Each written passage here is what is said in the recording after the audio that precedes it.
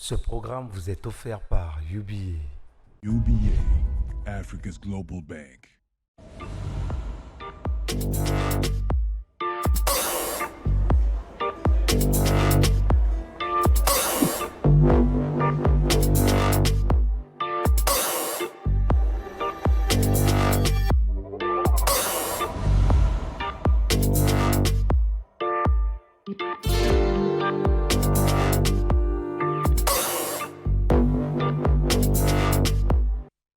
Bienvenue sur Gabon 24. L'investissement direct auprès des citoyens est susceptible de faciliter les recherches de financement de nombreuses entreprises sociales. Pour une entreprise, il n'est pas toujours facile de financer ses activités. Pourtant, un outil de financement légal permet à la fois d'atteindre cet objectif et de resserrer les liens avec son public. Il s'agit de l'appel public à l'épargne. Nous avons un expert sur le plateau. On va discuter avec lui tout à l'heure, mais avant ça, vous connaissez la tradition. Dites-nous, c'est quoi l'appel public à l'épargne? J'ai pas aucune idée. Je Je peux pas savoir, c'est à vous de me dire. ne veux pas. Alors, l'appel public à l'épargne est le mot qui fait l'écho. Vous avez vu, c'est très compliqué, mais la voix est là et la voix est notre voix d'écho de l'écho. Elle va nous en dire plus. Regardez.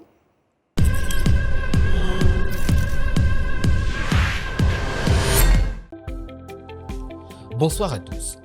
La notion d'appel public à l'épargne renvoie à une opération durant laquelle une personne morale invite un ensemble large de personnes physiques ou morales à souscrire à des titres financiers qu'elle émet dans le but de leur permettre de bénéficier des fruits qui seront générés par ces titres. Faisons plus simple, Modeste. Disant qu'en droit des valeurs mobilières et en comptabilité financière, l'appel public à l'épargne est le choix d'une entreprise de faire appel au public pour se financer. Un tel choix entraîne l'application du régime réglementaire des autorités en valeurs mobilières, lequel est établi dans le but de protéger le public et d'éviter les fraudes. Les sociétés qui refusent le financement du public sont simplement dites sociétés à capital fermé. Voilà, Modeste, j'espère vous avoir aidé.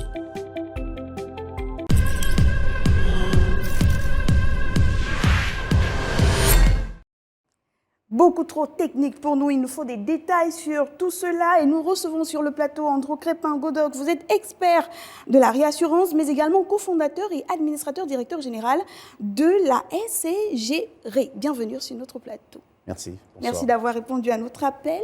Vous avez vu qu'on a essayé de définir, mais tout ça est trop technique. Quelles sont les caractéristiques d'une société qui fait un appel à l'épargne publique? Écoutez, dans le cadre de l'organisation du marché financier de l'Afrique centrale, régie par les dispositions de la COSUMAF, il y a un certain nombre de compartiments. Je vais prendre le compartiment le plus simple, c'est le compartiment A. Ainsi défini, pour faire un appel public à l'épargne, il faut répondre un minimum à un certain nombre de conditions. D'abord, en termes de capital social, il faut avoir un capital social supérieur ou égal à 5 milliards de francs CFA. Il faut pouvoir présenter pendant 3 années successives donc, des comptes qui sont certifiés par un commissaire aux comptes avec bien sûr des résultats positifs. Lorsque vous avez rempli ces conditions-là, vous présentez votre dossier à travers un arrangeur, c'est-à-dire une société de bourse. Il en existe en Afrique centrale, à la COSUMAF. La COSUMAF, après étude de votre dossier, va vous délivrer effectivement l'autorisation pour faire l'appel public à l'épargne. Et au terme donc, de cet appel public à l'épargne, parce que vous sollicitez pour diverses raisons. Premièrement, ça peut être pour vous refinancer, par exemple. Ça peut être également pour créer une entreprise dans un secteur nouveau.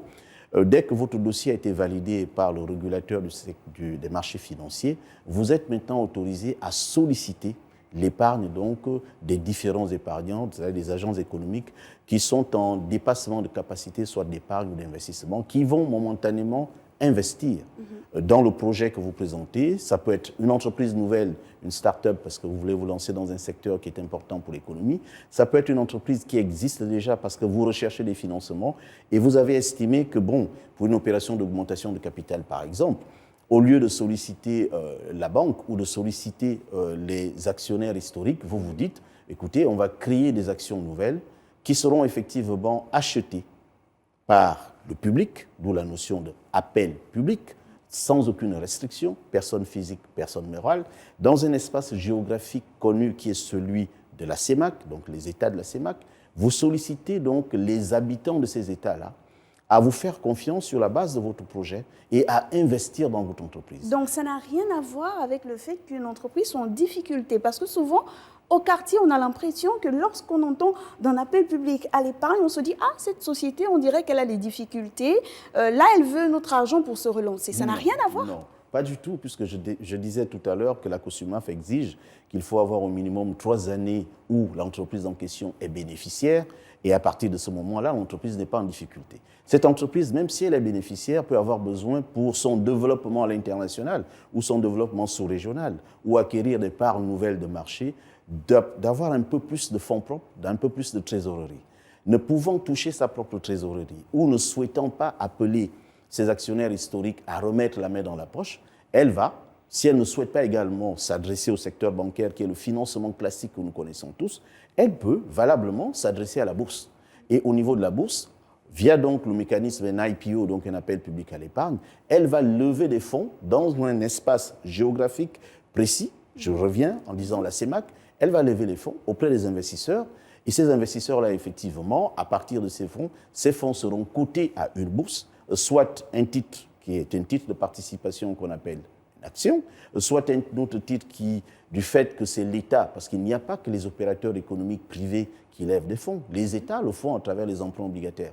Dès que cet appel public est levé et les résultats sont connus, la dernière étape, c'est que les titres en question doivent faire l'objet de cotation à la bourse, dans le même espace géographique, et en l'occurrence, chez nous, c'est la Bourse de valeurs mobilières d'Afrique centrale. Nous allons parler justement de cotation tout à l'heure, puisque vous avez effectué récemment un déplacement pour le Cameroun, entrant dans ce cadre-là. Mais comment fonctionne? Est-ce qu'il y a un fonctionnement type d'une entreprise, des entreprises qui font des appels publics à l'épargne?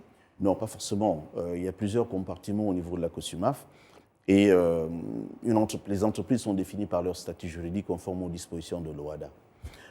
Une entreprise unipersonnelle, par exemple, si elle a un bon projet, peut être dans un compartiment différent de celui d'une entreprise société anonyme. Selon leur statut, les entreprises peuvent accéder au marché boursier et lever des fonds pour se refinancer ou pour financer leurs investissements.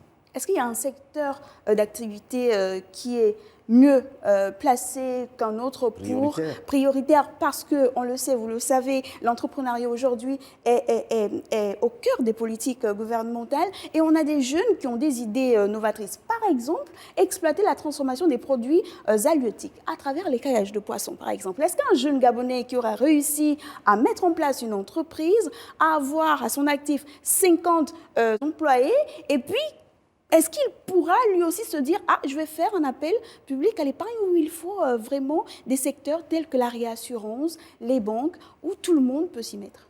Écoutez, il n'y a pas de secteur dans un État qui puisse ne pas accéder à la bourse. L'économie comprend un certain nombre de secteurs d'activité regroupés, soit on a le secteur tertiaire, on a le secondaire et on a le secteur primaire. Si on est au secteur primaire ou au secteur secondaire, au secteur tertiaire, on peut accéder effectivement au marché financier, on peut lever les capitaux, que l'entreprise, peu importe sa taille, mais l'idéal serait que derrière, il y ait un projet. Pourquoi vous souhaitez lever les fonds? C'est pour faire quoi avec cet argent? Parce que ceux qui vont investir, ils attendent quoi? Ils attendent la rentabilité au terme d'une certaine période donnée qui est généralement l'année. Si le projet que vous présentez permet à l'investisseur potentiel de se retrouver et de se dire « écoutez, moi je vais investir », parce que lorsqu'on a des fonds, on a la possibilité de diversifier son patrimoine. Vous pouvez soit investir dans la pierre en construisant des immeubles et les mettre en location. Vous allez attendre un loyer, n'est-ce pas? Soit vous pouvez placer cet argent en banque secondaire, ce qu'on appelle les banques commerciales, soit en DAT, soit en compte d'épargne, moyennant effectivement un intérêt qui vous sera servi en fin d'année. Mais il y a une autre possibilité que la Bourse de valeurs mobilières offre à travers effectivement les titres de participation que sont par exemple les actions. Vous avez une petite entreprise, une start-up qui a, on va dire, 5 millions de capital. Et vous estimez que dans le secteur qui est le vôtre, vous souhaitez être le meilleur dans ce que vous faites. Il vous faut, par exemple, 20 millions de capital. Mais vous pouvez lever ces fonds au-delà des formes classiques qui existent en allant chercher cet argent à la bourse. Mais il faut que le projet pour lequel vous souhaitez lever des fonds intéresse les investisseurs qui vont se dire, écoutez, l'investisseur, il fait un calcul simple, madame. Si je prends 5 millions de francs CFA, je place dans un DAT, un dépôt à terme dans une banque, rémunéré sensiblement, on va dire, bon, cote mal taillé à 2%, compte tenu effectivement des raisons des taux de placement, j'obtiens combien au bout de l'année? Si ce que j'obtiens est inférieur à ce que je peux obtenir en plaçant la même somme dans une entreprise à travers un appel public à l'épargne, j'ai tout intérêt à placer mon argent, à acquérir des parts de cette entreprise-là, parce qu'en fin d'année, ce que j'aurai sous forme de dividende en tant qu'actionnaire sera supérieur à ce que je peux obtenir si j'avais placé cet argent dans un tout autre type d'investissement. Est-ce que ce que j'obtiens au bout de l'année est supérieur à ce que je peux obtenir par ailleurs? Et c'est cette triptyque de gestion du patrimoine, ce travail qui doit être fait par chaque investisseur et de se dire, je suis plus enclin à placer mon argent dans cette entreprise parce que le projet qu'elle présente m'intéresse, parce que le revenu qui est prévu en fin d'année sous forme de dividende est supérieur, est intéressant, et en plus, il est supérieur à ce que je peux obtenir par ailleurs en plaçant cet argent, par exemple, dans un tout autre support financier. On reste toujours dans les profils. Là, on parle de l'investisseur, c'est qui? Est-ce que l'enseignant peut investir? Est-ce que le médecin peut investir? Est-ce qu'un journaliste peut investir? Ou bien il faut être un grand chef d'entreprise ou un banquier qui est appelé finalement? Mais écoutez, l'investisseur, c'est tout le monde. C'est vous, c'est moi, ce sont ceux qui nous regardent, ceux qui ont la possibilité, effectivement, de disposer des fonds dans le cadre de leur calcul économique. Traditionnellement, comme vous le savez, les revenus sont utilisés pour deux choses. Premièrement, pour la consommation. Secondo, pour épargner ou investir. Lorsque votre niveau de consommation est inférieur à votre revenu, donc votre Y, comme on dit, il vous reste quand même une marge pour pouvoir soit épargner, soit investir. Si vous ne souhaitez pas épargner, vous pouvez investir. Or, cette fonction économique, tous ceux qui nous regardent l'ont, puisque à la fin de l'année, à la fin du mois, d'une période donnée, ceux qui ont des revenus ont la possibilité d'investir. Donc, tout le monde peut investir à condition que vous ayez une capacité d'investissement certaine. Vous nous avez expliqué pourquoi on fait un appel public à l'épargne. Est-ce que ce sont les mêmes raisons qui ont motivé la société commerciale gabonaise des réassurances que vous dirigez? Oui, en principal. On peut dire principalement que c'était la principale raison pour laquelle la SCGR, dans le cadre de son expansion d'activité au-delà du Gabon, s'est adressée à la Bourse de valeurs mobilières d'Afrique centrale. Mais secondo, compte tenu de la nature de son capital, la Société commerciale gabonaise de réassurance, filiale du FGIS, est une société anonyme à participation publique. L'État y est représenté à travers le FGIS, le Fonds souverain et la Caisse de dépôt et consignation, à travers effectivement un business model qui a été mis en place en 2012, magnifiant ainsi le partenariat public-privé. L'État gabonais, dans le cadre de ses obligations communautaires, qui ont été prises par son Excellence Ali Bongo Ondimba, et pour redynamiser la place boursière après la fusion des deux bourses, vous vous souvenez qu'à l'époque, la Bourse de valeurs mobilières d'Afrique centrale avait son siège à Libreville, et au Cameroun, il y avait la Douala Stock and Change. La décision avait été prise par les chefs d'État d'Afrique centrale d'unifier les deux bourses. Le Gabon a donc conservé le bâtiment qui va revenir à la COSUMAF et la bourse qui était au Gabon est devenue communautaire en allant rejoindre celle de Douala. Seulement, les États ont constaté que le fait d'avoir fusionné les deux bourses n'avait pas forcément rendu cette place financière dynamique. C'est la raison pour laquelle les chefs d'État de la CEMAC ont décidé qu'ils allaient montrer eux-mêmes l'exemple. Et comment le faire? C'est de choisir dans leur pays au minimum 3 sociétés et que ces sociétés devaient pouvoir être cotées à la Bourse de valeurs mobilières d'Afrique centrale. C'est quoi l'opportunité qui est offerte à travers cette décision des États? C'est de permettre à monsieur tout le monde d'investir. C'est de permettre à monsieur tout le monde d'être propriétaire de ces entreprises-là. C'est ainsi que la SCGR a été choisie par le gouvernement gabonais parmi les 3 sociétés devant faire leur entrée à la Bourse de valeurs mobilières. C'est-à-dire qu'en même temps que cette société avait le déploiement de son plan stratégique de développement à l'horizon 2027 qui prévoyait qu'il faut qu'elle ait au minimum un capital social de 15 milliards, parce qu'elle a 10 milliards jusqu'au 31/12 de l'exercice 2022, elle permettait également à l'État de répondre à ses obligations. Donc les deux décisions sont quasiment concomitantes. La décision donc, des organes de gouvernance, la SCGR, le Conseil d'administration, Assemblée générale, et bien sûr la décision de l'État gabonais. On nous a donné donc à la SCGR 12 mois pour réaliser une telle opération. Généralement, c'est 24 mois, voire 36 mois. En 12 mois, la Société commerciale gabonaise de réassurance a relevé le défi, premièrement de faire un appel public à l'épargne. Alors, la décision qui a été prise, c'était le groupe État, qu'est-ce qu'il fait? Est-ce qu'il cède les parts qu'il possède ou alors on crée des actions nouvelles? Le conseil d'administration a décidé qu'il fallait créer 250 000 actions nouvelles permettant ainsi aux Gabonais lambda d'être propriétaires de la SCGR. Et c'est ce que nous avons dit durant le roadshow national que nous avons effectué au mois de novembre, mais également à l'international. 250 000 actions nouvelles permettent de collecter une somme de 5 milliards de francs CFA. Cette somme de 5 milliards de francs CFA mise à la disposition de la SCGR permet d'impulser son développement hors du territoire gabonais. Cela va nous permettre d'ouvrir des bureaux de souscription à travers donc l'Afrique. Le premier, nous l'avons ouvert au Rwanda, juste au moment où le Gabon a accédé donc au Commonwealth. Nous avons aujourd'hui une société SCGR sous forme de succursale qui existe à Kigali, dénommée Kigali Regional Office. Là, nous envisageons ouvrir donc Douala Regional Office pour l'Afrique centrale et bien sûr Abidjan Regional Office avant d'attaquer l'Afrique du Nord. Donc, les 5 milliards vont nous servir pour nous développer. Et comme je le disais, on va à la bourse chercher de l'argent pour se développer, pour financer son activité. Et c'est la raison pour laquelle cet appel public à l'épargne a reçu un écho favorable, non seulement des investisseurs de l'Afrique centrale, mais au-delà, puisque nos compatriotes qui sont de la diaspora en France ont souscrit. Cet appel public à l'épargne a également été souscrit au Canada, au Luxembourg, au Sénégal, au Maroc, et voit l'entrée dans le capital social de la SCGR qui, à l'origine, le capital social de la SCGR était exclusivement national, constitué du groupe État, FGIS, Fonds souverain CDC, et de toutes les sociétés d'assurance qui sont au Gabon.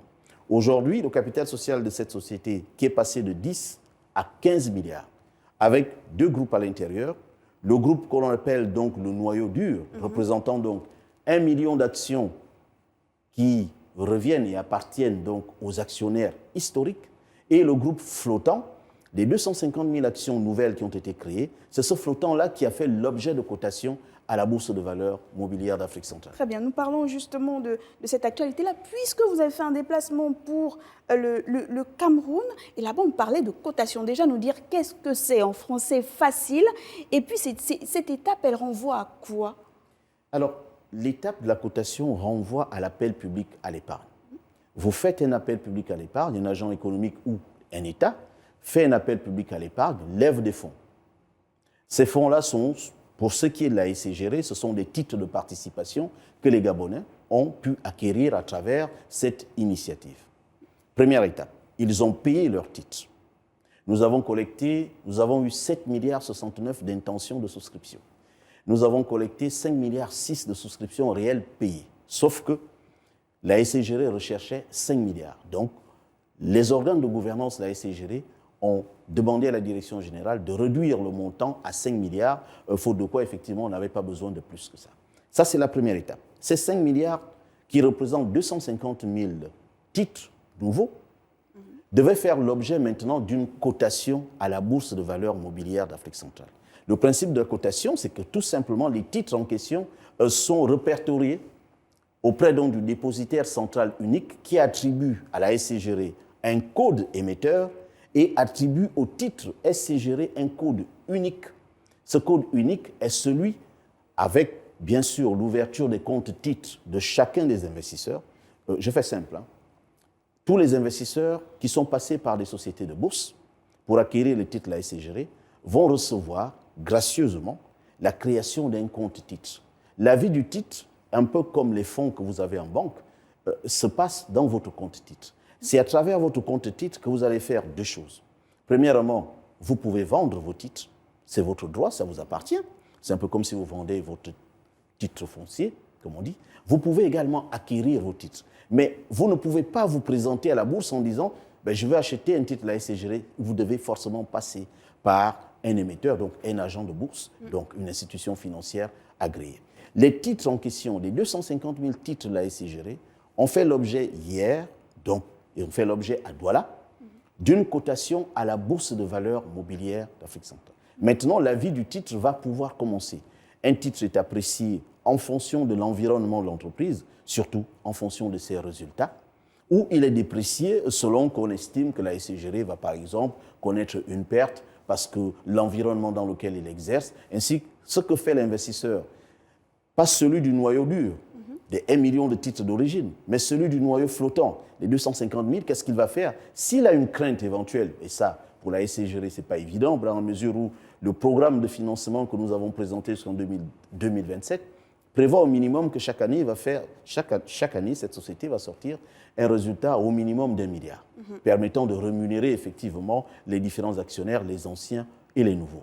Vous avez votre titre de la SCGR et tous les lundis, tous les mercredis et tous les vendredis, les séances de cotation sont ouvertes à la Bourse de valeurs mobilières d'Afrique centrale qui est à Douala.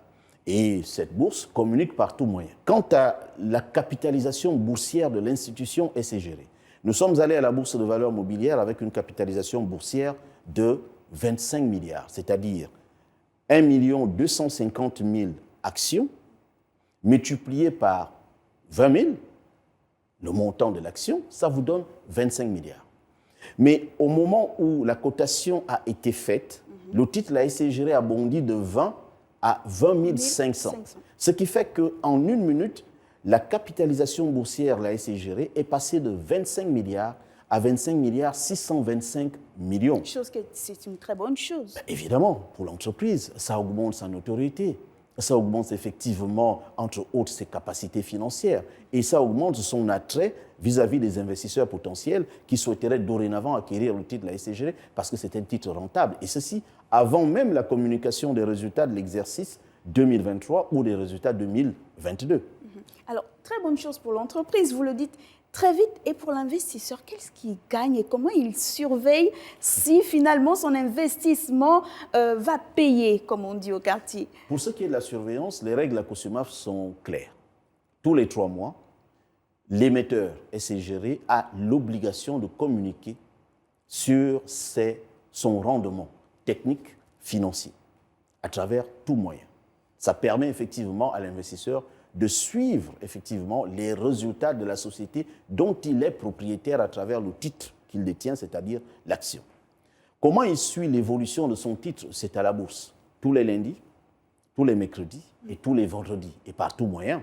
Et cet investisseur-là, par exemple, qui est au fin fond de Koulamoutou, puisqu'on en a rencontré, qui est en Dendé, qui est à Makokou, qui est à Boué, qui est en Djolé, voire même qui est à Libreville, qui a investi en en acquérant donc le titre de la SCGR à 20 000, il doit savoir qu'aujourd'hui, ce titre-là vaut 20 500 et qu'il peut valablement le céder et réaliser une plus-value de 500 francs CFA par titre qu'il cédera sur le marché. Mais il faut surtout lui faire comprendre qu'en termes d'éducation financière, les titres ont été acquis à travers des sociétés de bourse, qui était donc le syndicat de placement de cette opération dirigé par Africa Bright Security. Ce sont les mêmes par lesquels vous avez acquis vos titres. C'est exactement à ces mêmes sociétés de bourse que vous devez vous adresser, soit pour acquérir des titres supplémentaires, soit pour céder vos titres sur le marché boursier de l'Afrique centrale. Vous nous parlez beaucoup de milliards et on en salive, mais à côté, il y a quand même des déviations. On sait qu'avec ce système-là, vous suivez l'actualité, il y a beaucoup d'entreprises qui ne manquent pas de rouler des compatriotes. Quels sont les indicateurs à surveiller lorsqu'on ne veut pas se faire manger par une proposition d'appel public à l'épargne qui pourrait nous faire perdre notre argent?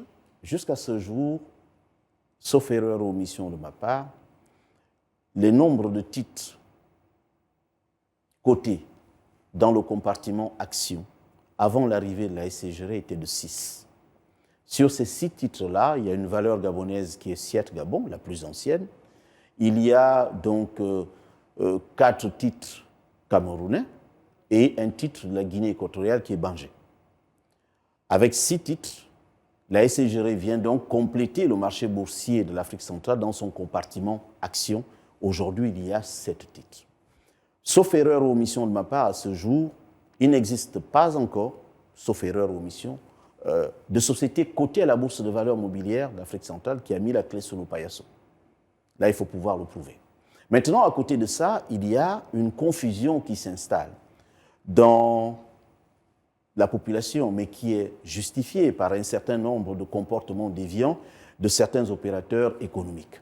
Alors, ce qu'on peut leur dire, lorsque quelqu'un vient vous vendre le rêve qu'il va rémunérer votre épargne à plus de 7%, surtout ne placez pas votre argent là-bas. Très bien. Ce n'est pas possible. Ce n'est pas possible dans la mesure où le taux moyen de placement sur le marché financier au Gabon, il atteint difficilement 4%. Pour les comptes d'épargne, il est entre 2 et 3,5%. Alors si quelqu'un vient vous dire, écoutez, donnez-moi, confiez-moi votre argent, en 2 jours, je vais vous le rémunérer à 10%, je ne vous conseille surtout de ne pas le faire. Je vous déconseille de le faire. Parce que la rémunération de l'argent provient de quoi? Les agents économiques qui sont en dépassement de capacité. Je vous ai dit que l'équation est simple. Y, les revenus, sont utilisés pour 2 choses. Soit vous consommez, soit plus la consommation, vous ajoutez l'investissement. Y égale C plus S ou I. Lorsque vous avez consommé votre salaire à la fin du mois, imaginons que vous avez effectivement comme salaire net au bout d'un mois de travail 500 000. Votre consommation, toute charge égale par ailleurs, est de 200 000 francs. Disons 300 000. Il vous reste 200 000 francs. Ces 200 000 francs, vous avez le choix. Soit vous investissez, soit vous épargnez. Mais pour les 200 000, si vous souhaitez épargner, prenez le temps de bien vous renseigner au niveau des institutions financières qui existent. Les banques gabonaises vous offrent la possibilité de rentabiliser votre investissement.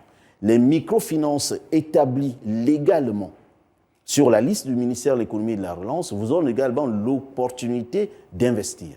Des entreprises telles que la SCGR via les titres qui sont cotés ont également donné et donnent l'opportunité d'investir. Mais à côté, on a eu quelques scandales qui sont justifiés. Aujourd'hui, on a des Gabonais. Ils nous l'ont dit lorsque nous sommes allés solliciter leur épargne à l'occasion de notre appel public à l'épargne. Je me souviens de ce chef de quartier à Lambaréné qui me dit « Mon fils, vous parlez bien, mais moi j'ai mon argent que BR Sarr l'a pris. Comment je fais pour le récupérer ?»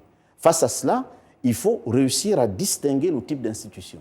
BR Sarr était, semble-t-il, une microfinance qui promettait des taux d'intérêt, des rendements tellement élevés que la Banque centrale, elle, ne prévoyait pas ça. Il faut que maintenant, derrière, puisque c'est l'État qui doit réguler le système économique, il revient effectivement à l'État de veiller à ce qu'un certain nombre d'opérateurs ne puissent présenter des opportunités d'investissement complètement irréalistes et de flouer les populations. Avant de nous quitter, la question de l'internaute, celle d'Edith, justement, elle est au Cameroun. Elle dit, quand puis-je investir dans un premier appel public à l'épargne? Est-ce qu'il y a un bon moment pour investir? Non, je ne pense pas. Mais ça dépend. Et comme je l'ai expliqué tout à l'heure, dans le cadre de la gestion de votre patrimoine, vous pouvez effectivement décider d'investir dans un emprunt obligataire. C'est certain, c'est l'État. Parce que l'État gabonais ou l'État camerounais va émettre un emprunt obligataire pour des besoins de financement. Vous pouvez décider effectivement d'acquérir effectivement une part de cet emprunt obligataire. Vous serez toujours remboursé parce que ce sont donc ce qu'on dit. Donc là, on est dans le souverain, le bloc du souverain. Mais il y a également à côté l'économie, au-delà donc des États, parce que les États régulent et ont besoin de financement pour se développer. L'économie, elle, fonctionne à partir des entreprises, peu importe leur taille. Et si le projet, pour répondre à celle qui pose la question, si vous avez en face de vous plusieurs projets, choisissez celui qui vous permet de mieux vous projeter dans l'avenir et qui vous assure une certaine rentabilité. Très bien, parole d'expert. Merci beaucoup à vous, Andrew Crépin-Godoc. Je rappelle que vous êtes un expert de la réassurance, mais également cofondateur et administrateur directeur général de la SCGR. Merci d'avoir répondu à notre appel. Et quant à vous à la maison, au-delà des aspects financiers, l'appel à souscription de part répond à une volonté des entreprises d'impliquer le public dans un projet utile et porteur de valeurs positives. Notre expert vous l'a dit, l'appel public à l'épargne permet de sensibiliser, de responsabiliser les citoyens sur les thématiques de l'heure. Mais dans tous les cas, si investir, c'est bien, il faut toujours se rassurer d'être sur la fiabilité de ces actions. Rapprochez-vous des professionnels. Merci de nous avoir suivis. Restez sur Gabon 24 et surtout n'oubliez pas, le temps de la réflexion est une économie de temps. Au revoir.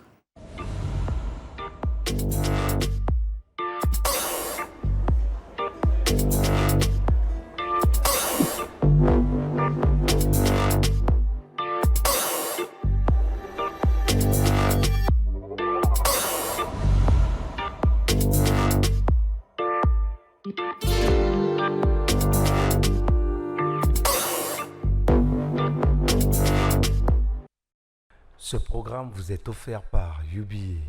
UBA, Africa's Global Bank.